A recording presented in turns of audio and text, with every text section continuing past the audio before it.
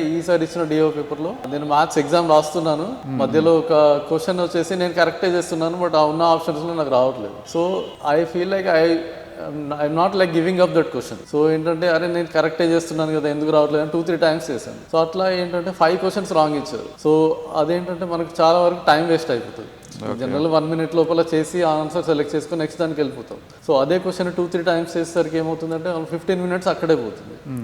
So ఇది కూడా కొంచెం ఒక టీఎస్పీఎస్సీ పేపర్ సెట్ చేసే వాళ్ళు కొంచెం ముందే పేపర్ చెక్ చేసుకొని పేపర్ ఇస్తే అదొక better. And moreover notification ఇచ్చినప్పుడు కూడా, ఇప్పుడు Reserve Bank of India notification, RBI grade B notification ఇచ్చినప్పుడు ఎట్లా ఉంటుందంటే వాళ్ళు సిలబస్ తో పాటు కింద మెన్షన్ చేస్తారు రిఫరెన్స్ బుక్స్ ఇవి ఫాలో అవ్వండి అని చెప్పేసి. బట్ మన దగ్గర జరిగే టీఎస్పీ ఎగ్జామ్స్ లో ఏంటంటే అట్లా రిఫరెన్స్ బుక్స్ ఏం మెన్షన్ చేయరు. సో దానివల్ల ఏంటంటే మనకి ఏ మెటీరియల్ చదవాలి అనేది కూడా ఒక అవగాహన లేకుండా పోతుంది. సో ఈ 2 పాయింట్స్ కొంచెం ఇంప్రూవ్ చేయగలిగితే బెటర్.